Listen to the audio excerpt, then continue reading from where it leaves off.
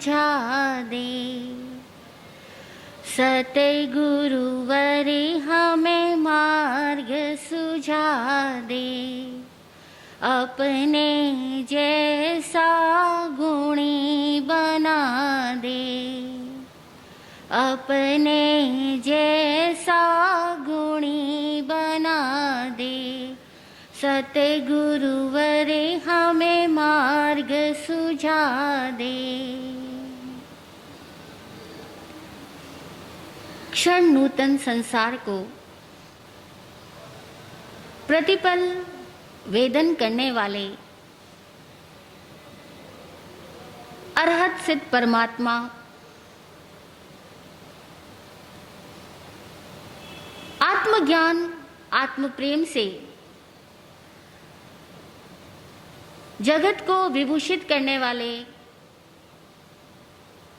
सद्गुरुदेव और उनकी आगम वाणी को भाव वंदना। ब्रह्मांड में मौजूद समस्त गुरु शक्तियों, दिव्य शक्तियों, षट जीवनी कायों के प्रतिपल प्राप्त हो रहे सहयोग के लिए आभार, आभार, आभार। उपस्थित भव्य आत्माओं की भव्यता को प्रणाम।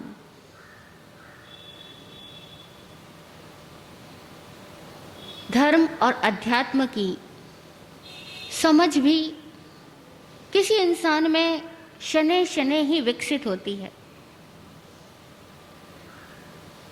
हम सबकी समझ निरंतर विकसित हो रही है। यह एक ऐसी चीज है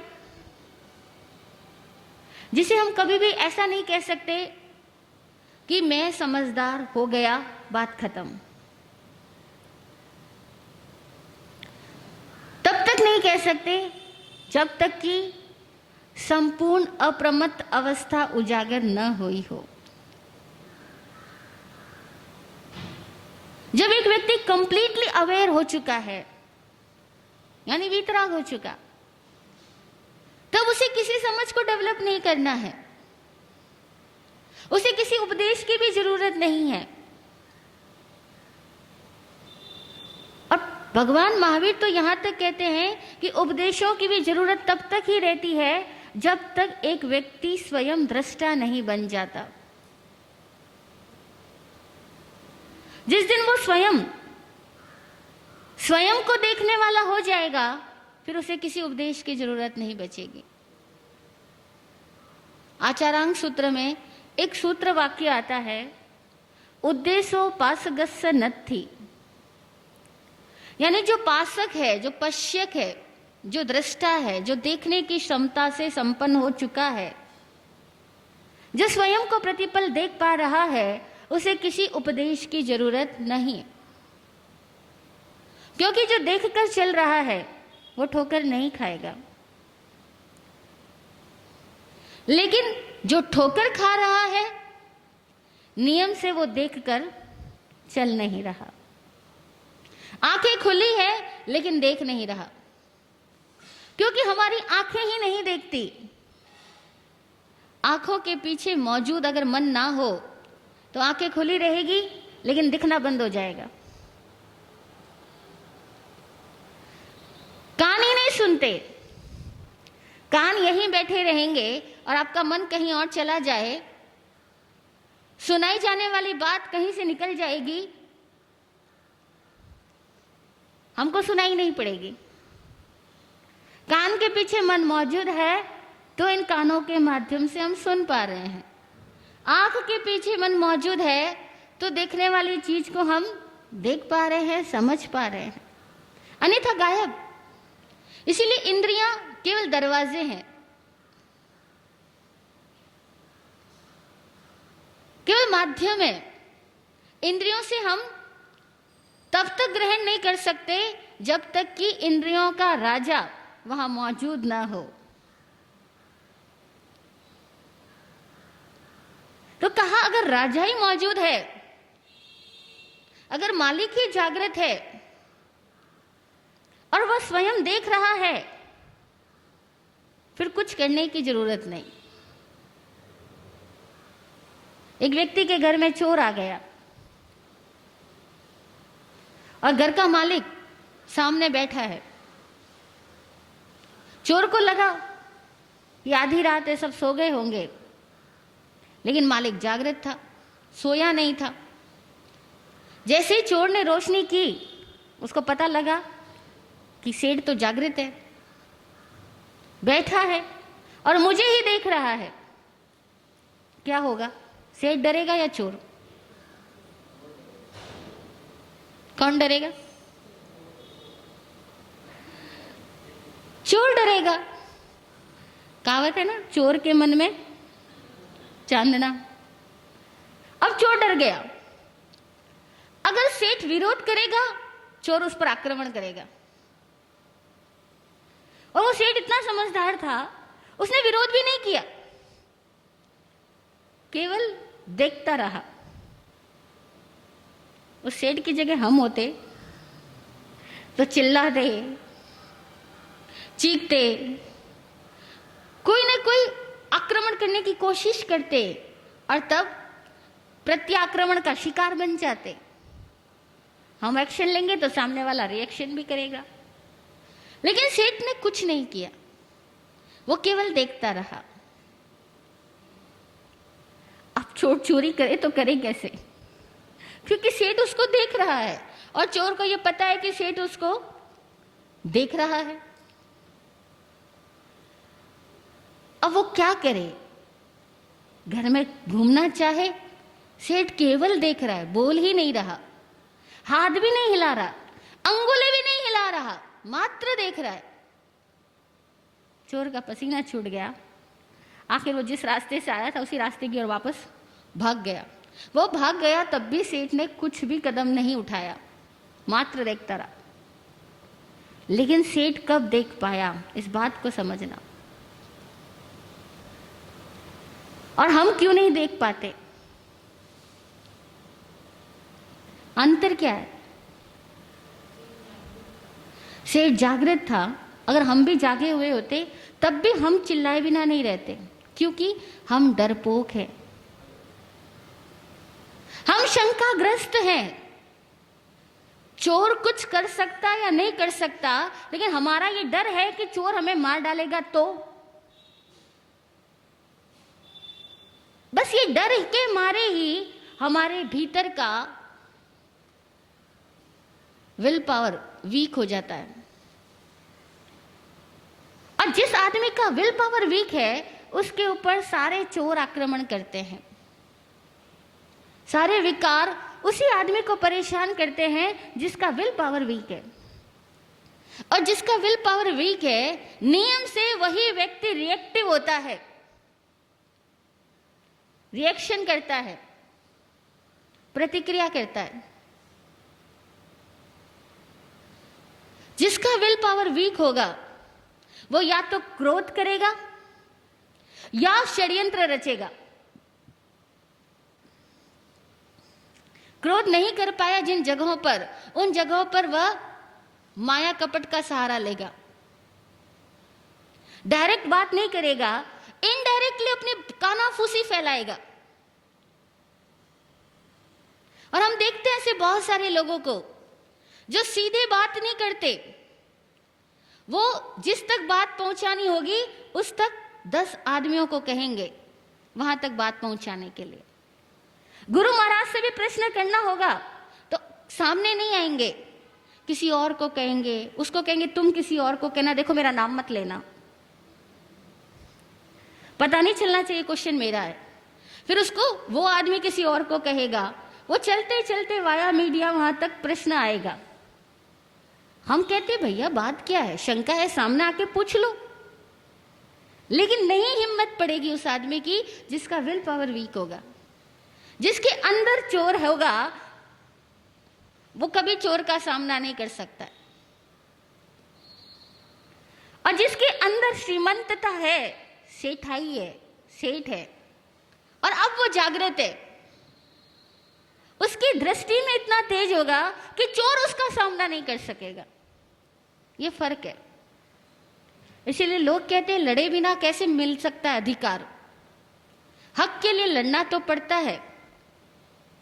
हम कहते हैं नहीं, हक के लिए लड़ना ही नहीं पड़ता अगर आप काबिल हो तो। अगर आप काबिल हो तो आपको किसी हक के लिए लड़ने की जरूरत नहीं है। लेकिन ये बात समझ में नहीं आती। हमें लगता है अपना हक पाने के लिए तो लड़ना ही पड़ेगा, संघर्ष करना ही पड़ेगा, मेहनत करनी पड़ेगी, भागदौड़ करनी पड़ेगी। और कितने लोग तो ये कहते हैं, इसका उदाहरण देते हैं कि बच्चे को भी भूख लगती है तो वो रो करके दिखलाता है, तभी तो उसको खाना मिलता है। वो ना रोएगा तो उसको कौन दूध पिलाएगा।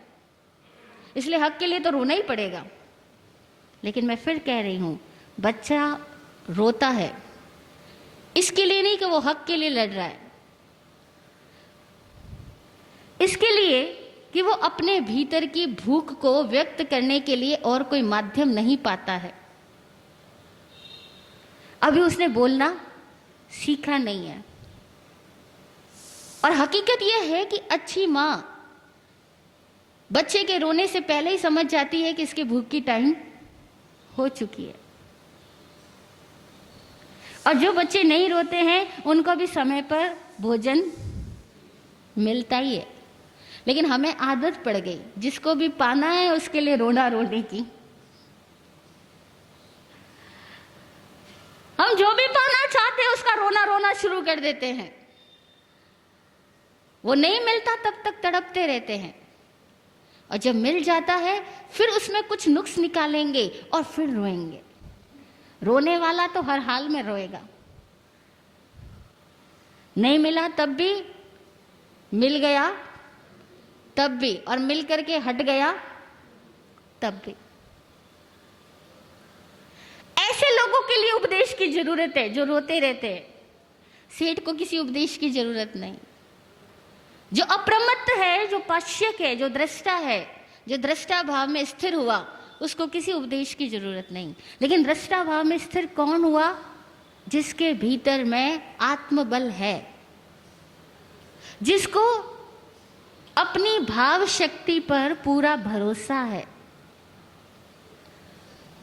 जब तक आत्मशक्ति पर भरोसा नहीं होता है तब तक लोग दूसरों का मुंह ताकते हैं,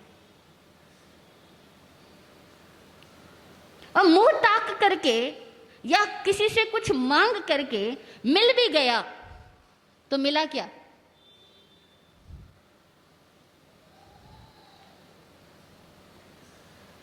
तो मिला क्या? दीन बन करके कुछ ले भी लिया तो सुख कहां?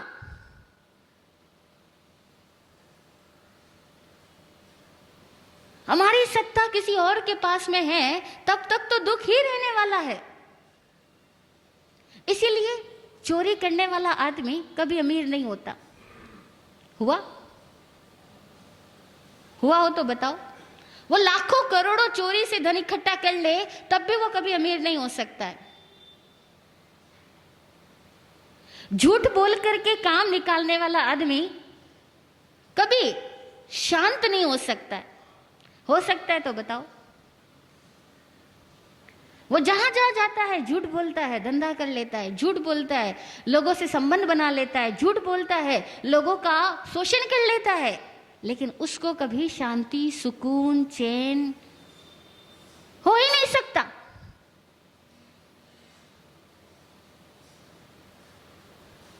अधीर आदमी रिएक्टिव होगा।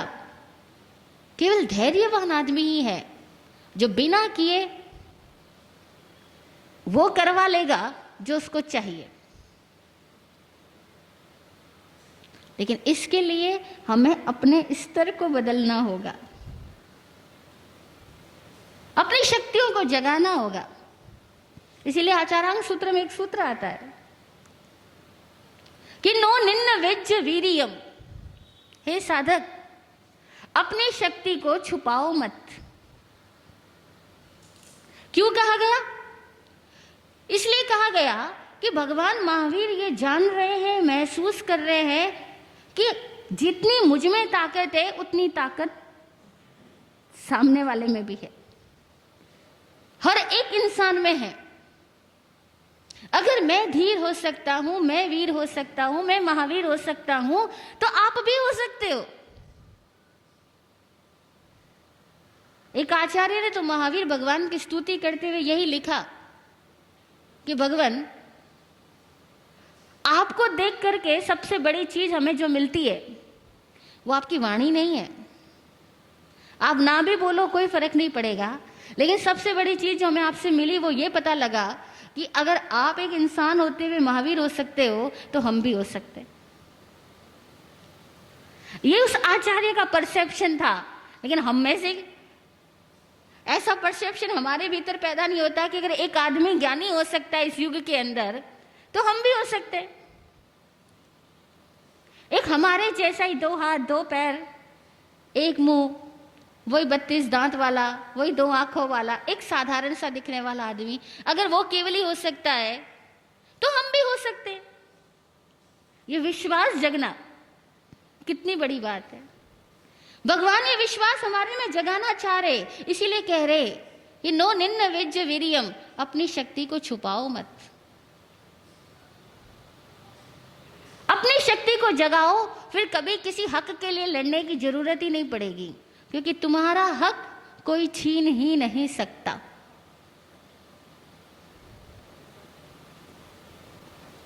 है ये भरोसा हमारे भीतर कि मेरा हक कोई छीन ही नहीं सकता? जरा अपने दिल पे हाथ लगा के पूछो, है ये भरोसा कि मेरा हक कोई छीन ही नहीं सकता? मेरा हक कोई नहीं छीन सकता, और मुझे अपने हक के लिए कभी रोने की और लड़ने की जरूरत ही नहीं है। कौन कह सकता है? अगर हम नहीं कह सकते तो इसका मतलब स्पष्ट है कि हमें अपनी आत्मा की शक्तियों पर शंका है, अपनी योग्यता, अपने उपादान पर शंका है, और जब तक शंका है तब तक संकेत नहीं है, तब तक सही ज्ञान नहीं हुआ है, तब तक सही प्रेम भी नहीं हुआ है। जिसको कहते हैं ना धर्म का प्रेम, गुरु का प्रेम, जिनवाणी का प्रेम, वो कुछ भी नहीं हुआ है।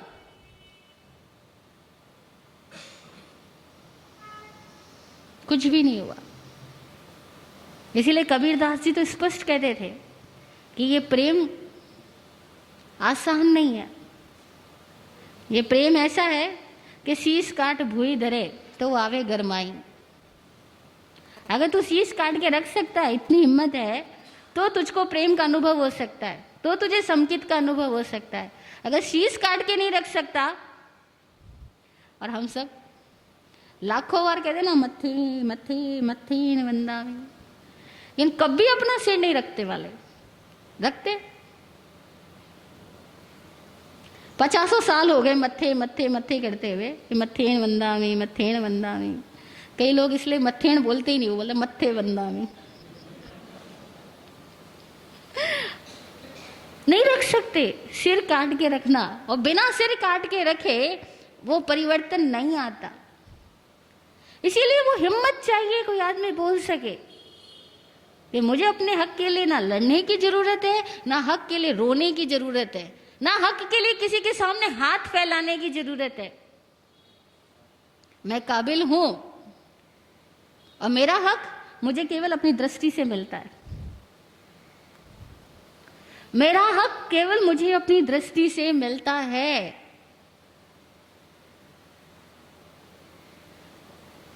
श्रवण भगवान महावीर हमें ऐसा बनाना चाहते हैं। उनकी देशना यह है कि नो निन्न वेज्ज वीरियम, अपनी शक्तियों को छुपाओ मत, जानो उघाड़ो।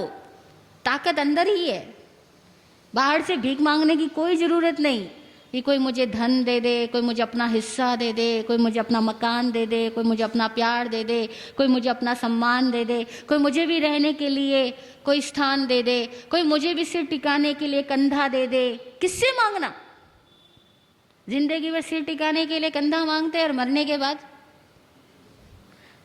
कंधों पर, और उन्हीं कंधों पर सवार होकर के चले जाते हैं।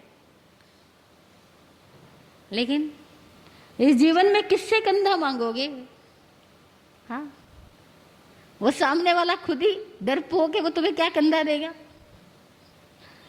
वो खुद ही असुरक्षित है, तुम्हें क्या सहारा देगा? इसीलिए भगवान महावीर की देशना को अगर समझना हो ना, बिना वीर हुए उनकी वाणी को महसूस तो नहीं किया जा सकता, किया ही नहीं जा सकता। डरपोक आदमी महावीर के शासन में आ ही नहीं सकता। बातें कर सकता है, जयकारा लगा सकता है, नारेबाजी कर सकता है, संगठन खड़े कर सकता है, संप्रदाय बना सकता है, लेकिन रहेगा हमेशा जिनको जोड़ेगा ना उनका गुलाम। वो संगठन का मालिक बनेगा, कहेगा आई एम सो कॉल्ड आचार्य, लेकिन होगा वो संप्रदाय का गुलाम। अरे किस हक के लिए लड़ना? कुछ पाना ही नहीं, हम तो केवल देखेंगे, जिसको देख लिया वो हमारा हो गया, इतना ही काफी है। जिसको देख लिया वो हमारा हो गया। केवल दृष्टि में ताकत है। उद्देश्योपासगस्य नत्थी, जो पश्यक है, जो दृष्टा है, उसे किसी उपदेश की जरूरत नहीं है। जो अपने आप को देख सकता है, और जो देख सकता है वो प्रतिक्रियाशील नहीं होता है, और जो प्रतिक्रियाशील होता है वो कभी देख सकता नहीं है। ये नियम है। प्रतिक्रियाशील, रिएक्टिव, कांट बी सीयर, कभी नहीं हो सकता। और जो सीयर है, seer will never do any reaction, वो कोई रिएक्शन नहीं करेगा। और हम सारे लोग अगर रिएक्टिव है तो मान के चलो हमें अपने पे भरोसा नहीं है। कोई कितना भी उत्तेजित करे ना, हम हमेशा दोष देते हैं सामने वाले ने उत्तेजित किया, मैं तो होना नहीं चाहता था, उसने मुझ पे ऐसी चोट लगाई कि मेरे मुंह से भी गाली निकल पड़ी, मेरे हाथ भी उड़ गए, मैंने भी आखिर बंटवारा कर दिया, मैंने भी आखिर तोड़ दिया, नया संग खड़ा कर दिया, उन्होंने मेरे साथ किया ही ऐसा था। ये बातें कौन कहेगा? वही कहेगा जिसके पास में विजन नहीं है।